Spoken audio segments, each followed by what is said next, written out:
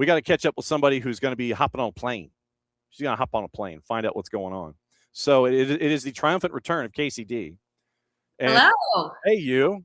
Hi. Did you make it to the last game of the cup that the world was chasing after? Did I see that picture right?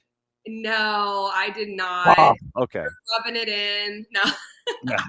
No, I did not. I watched it here. So. Okay. All right. So you're off to a plane in 20 minutes. Where are you heading? Well, not quite in 20 minutes, but close. I'm going to Houston and then Houston to St. Louis. Oh, wow. Okay. So the host broadcasters from Apple of the Houston Dynamo so far this season. You 100%. you and Christian doing that one in Houston with Helena Shell and then heading to St. Louis. How long are you in St. Louis? I am actually there a little longer because I'm going on Thursday from Houston instead of coming home. I'm just going up there. So Thursday to Sunday morning. So you're going to have a lot of opportunity to eat a lot of great food on the hill. All right. I need some suggestions. Send them along. What I will do is I will send you the True South episode from SEC Network. Okay. And they did, John T and everybody did an episode in St. Louis. Oh, and perfect. There's a lot of great ethnic food that you can have while you're there, and he gets into the storylines. I'll forward you the True South link, and you can watch that show because John T, his wife is a friend of Patty's, and so they go back a long way. Yes, hydration. Yes, hydration break. Yes, it is the top of the hour, so we firmly believe in hydration. Yeah, or waking up. Just really. Yeah, well, I'll take it with you. Brought to us by our friends at local Vine Beer, Wine, and Liquor Stores, 2 locations here in the Atlanta area, Johns Creek and Cumberland. So it's at the corner of Cumberland and Cobb Parkway. Great friends with us here in 2026. Everybody hydrate. All right. Yeah, we do. World Cup. I wanted to get your thoughts on the World Cup on the way out the door. And when you saw some of the group stage stuff, and you got some really cool stuff when you were looking at the group stage, what did you think about Spain knocking off Argentina? I thought it was a masterclass reinforcing what De La Fuente has done with that group over the last dozen years, really. Well deserved. I don't think anyone can argue that Spain was the absolute best team in the final, and they made it very clear that they understood how to control the game both without the ball and with the ball. It wasn't just their possession, and I think that's what they really demonstrated during this World Cup. That is a big part of it. Limit your opposition to having the ball, but also how you win the ball back, where you win the ball back, covering ground, their repressing, counter-pressing was suffocating.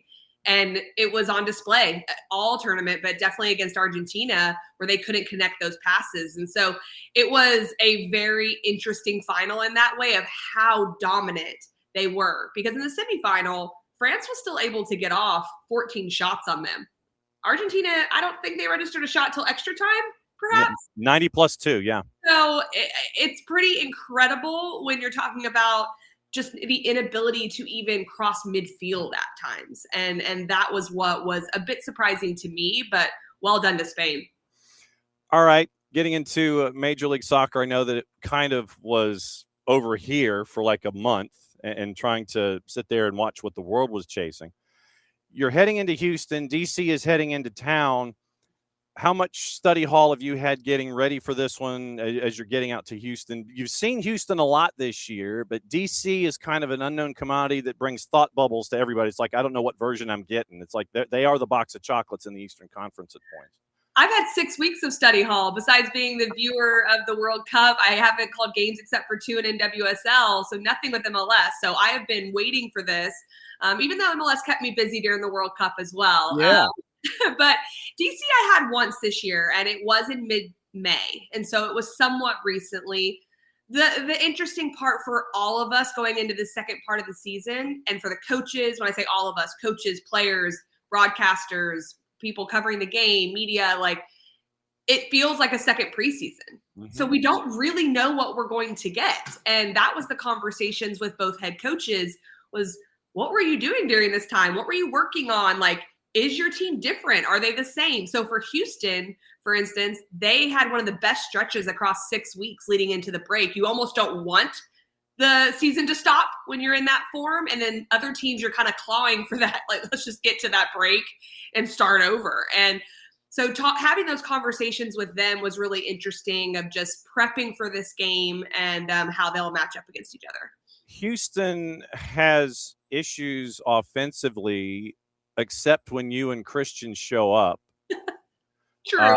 I mean, you're only averaging about a goal and a third a game from Houston, and I would have anticipated that they would have had a lot more impact offensively than what they've had so far to this point in the season. What's been the problem? There's a couple parts to this. The first part is they did play very attacking minded early in the year, and they got punished for it, giving up a lot of goals. And so Bielsa made a decision around the Orlando City game, which I had them again then, which I think I just keep saying that I had them.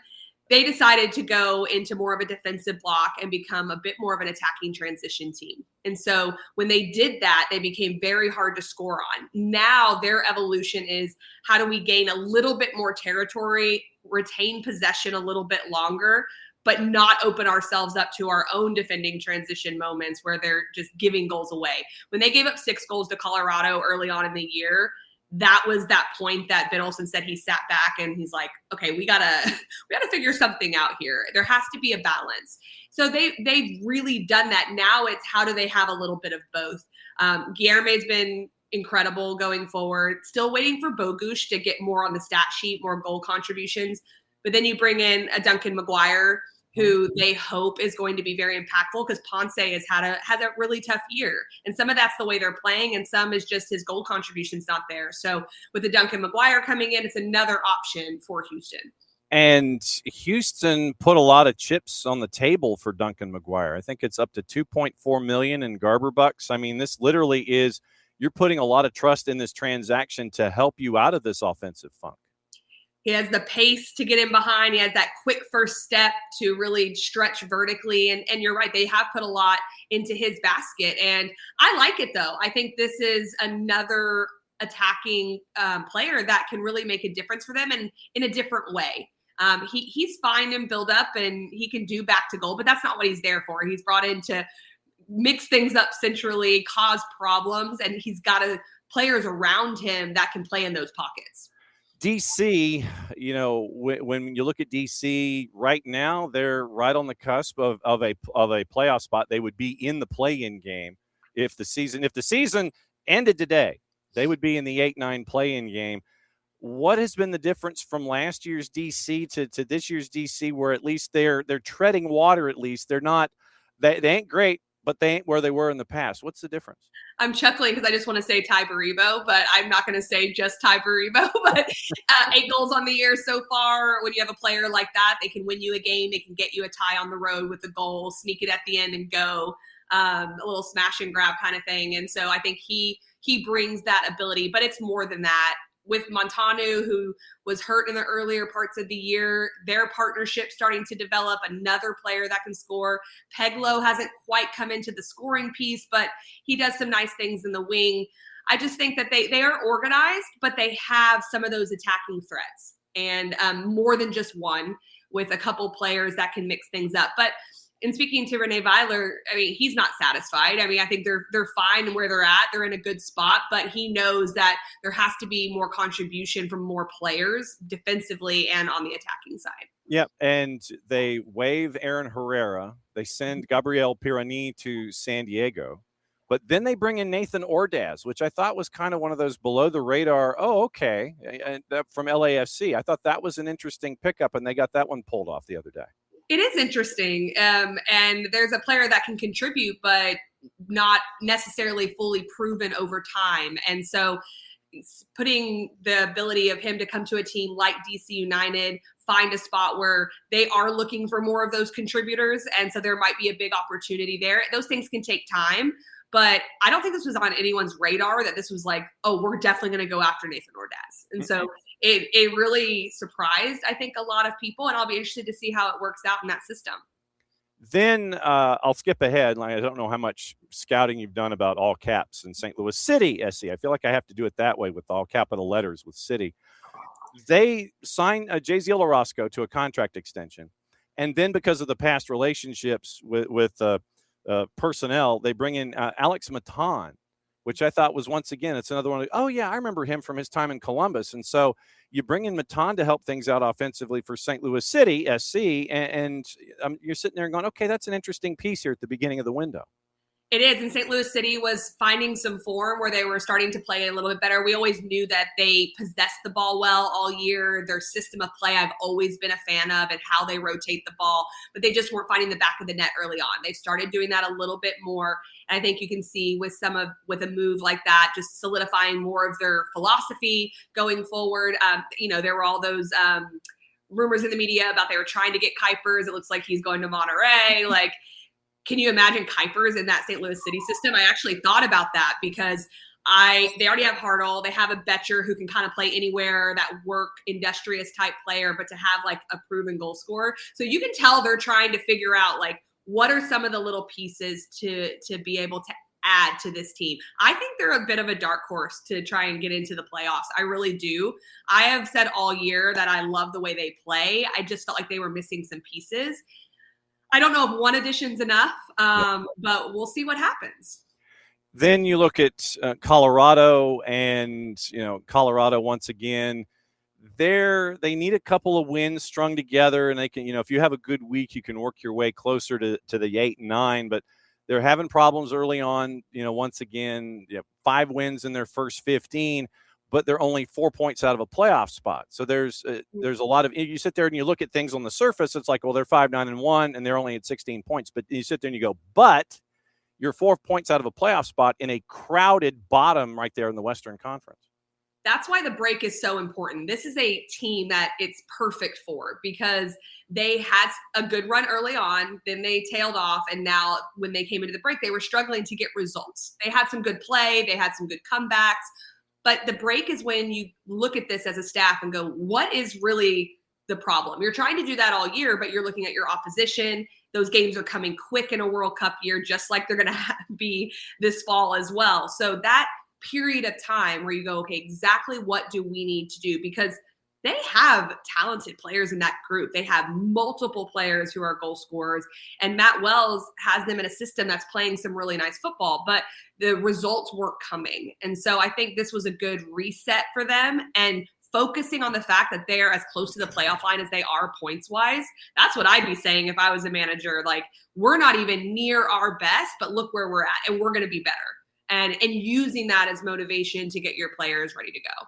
Kacey D hanging out with us here in her normal Tuesday slot before she gets ready to hop on a plane to head to Houston and Hell in a Shell, and then she goes to Energizer Park to see a pink bunny bang on a big bass drum on the weekend for Apple. 101 degrees tomorrow in Houston, just so you know. Well, so if I look like I'm like a drowned, rat or something on air, that's going to be a problem because I'm going to be so hot. Well, can Apple at least get you a lid or something, or maybe get you a cowboy hat? I'll see. Maybe they might. See, I mean, if you sit there and you're like wearing a cowboy hat, so they're not sitting there and it's like, and this is why we always wear in hot temperatures, it's always dark colors, and then try to figure out how we can hide in makeup that doesn't run. I don't have to do my hair and put a hat on and wear dark colors. To your point, we'll be all right. See, now if you get to wear the 10-gallon lid at Hell in a Shell, in those conditions and dark colors, that'd be good. That'd be some good stuff. That would be. Other couple of things. We got big names coming in. Griezmann with the purple team, Lewandowski with Chicago, and I'm thinking, and this is just me and my dark helicopters, that Kuipers, who apparently was the impetus for, hey man, I want to get out of here to go to Monterrey. Now, does that open up something for Goretzka? Because there was talk that Goretzka might be joining Lewandowski. You're getting all of these big names now hopping over here for the rest of this season, then the sprint, and then coming back on the calendar. What have you thought about all these big names that have been recruited to be a part of MLS now? I think the addition of the big names is fantastic for Major League Soccer, and I don't think we're done. I really don't. I do believe that there's a domino effect that happens with these things, especially after a World Cup. And then you have a Griezmann, you have a Lewandowski. So other players start to think, hey, how's it going there? Like, what's happening? And it doesn't hurt that Messi and Rodrigo de Paul went to the World Cup final and they are playing in the MLS. Like, that is helpful. And I was just at the Next Chapter media event that Major League Soccer put on in the city, and Griezmann was there being interviewed, and you could just tell he was excited about Orlando City and the opportunity there. And so I think that we're just scratching the surface of some of these big names. It might not all be this transfer window. It might be going into the sprint season and next year. But I do think that there's going to be other players that are going to make their way across. Yeah, Casemiro making his way down to be a part of the Messi and Friends group and everything. Yeah. What was it like to host as a part of that symposium that you are, where the world got to come to New York and New Jersey and hang out? What was it like to host a section in a symposium? I thought that was kind of cool. Two things can be true at once. It was amazing and it was new for me. So I was like, oh gosh, I better get this right. I'm with all these executives. These people are really smart. So it was a different role for me and I really loved it. And it was brought executives, creators, tech, so many different people together, former athletes, former players, talking about the current game. How do we grow this game? Looking at Women's World Cup 2027 and those conversations and the love of the game that was on display was really inspiring leading up to the World Cup final. So it was great. I had a panel where I was, fortunate to speak with the president of business operations for DC United, Danita Johnson, and Courtney Carter at Seattle Reign and Seattle Sounders, and Eric Stover with the Cosmos. And, I had Evan from, it was New Jersey Soccer, and Abe from US Soccer. So like there were so many different viewpoints just on my panel, not to mention all the other panels that I sat and listened to. So I was not only a moderator, but an observer, which was really nice to hear, people that have expertise in different areas. So how do we grow the game in the next 340 days before everybody heads to Brazil? I think one of the biggest things is keeping the game in front of people. So one of the biggest conversations was how do you retain the new fan and the casual fan that came into the game during the World Cup? That's the $1 million question we always have when there's big events, when there's a World Cup, is how do we maintain that? And MLS is making a huge push. They had commercials during hydration breaks. We can say what we want about hydration breaks, but everyone's watching it now. And to say, hey, these players, some of these players, 45 of them are in our league and are playing today and next week. And if you liked any of them, come watch them, come support them. And I do think that more proactive approach is better. And the NWSL is hopping onto that as well, because it is going to be the women's side. It doesn't need to be fragmented. Like you can view both the men's and women's side and love them both just as much, even though they're different. And so I hope that's what happens as we get out of this World Cup. Yep, and Gotham was down at Icon on the weekend in a downpour, and then they weren't. It was a big win for them against Seattle. And Sam, I haven't even had to ask you about Sam Kerr yet coming back to the NWS. I know. It's great. I love seeing her back. She's so impactful. And Gotham is just doing some amazing things. They just figure out how to win games. Now, when you have a Rose Lavelle and a Sam Kerr and a Jaden Shaw and an Esther, and let me keep going, it does help because they figure it out and they change games. But there's a lot of buzz in New York around Etihad Park with Major League Soccer, obviously with NYC, but also now with Gotham. It's also tough for the New Jersey fans. It's a big change. And so I'd be remiss not to say that, because I play for Sky Blue. Like those fans have been around forever, because when I played, that was a while ago. But it's a hard move, but I think it shows the ambition of just being in a park that is going to be state of the art and in another place. So all right, so has Owen forgiven you for not being at home the next week? We had a talk. He's not very pleased, but he'll be okay. I've got a great support system, and he gets a break from me because I probably smother him a little bit when I am home. No, yeah, I just said that, Mom. He's like, you're embarrassing me. Exactly. Just get out there safe. That we'll be watching you and Christian. And obviously, that if you're ever bored on the road, you can crash at any time. And I know that you want to try to wake Christian up at some point to get him up from his left coast early morning. It's like, we're better off doing that if we're in the same place and we're tuning in from the same time zone, to your point. So I'll see what I can do. It's all good. Just be safe. Have great calls. We'll catch up with you next week. Be safe, my friend. Thanks. See you soon. There goes Kacey D. Bye. Kacey D is going to Hell in a Shell, and she's going to watch Houston. I can't wait to see now if she gets that 10-gallon hat. So when Houston is on the board, Houston, hello. So Houston and DC is where she starts her doubleheader week. 8:40 kick, Hell in a Shell tomorrow. And I can't wait to see now that we have planted that idea, if we can get KCD to wear a 10-gallon hat and have her at home at Hell in a Shell. She and Christian Miles are going to have the call on the midweek, and then they head to St. Louis for the matchup there on the weekend with Colorado. So heavy duty work in 2 matches in 4 days, and it's going to be Hell in a Shell with KCD and Christian. They're going to be Houston hosting DC United, and then tomorrow then on Saturday night 8:40, it is going to be St. Louis City SC hosting Colorado Rapids. That one is at Energizer Park. So that is the rundown with KCD, and we get to find out what is going on with her.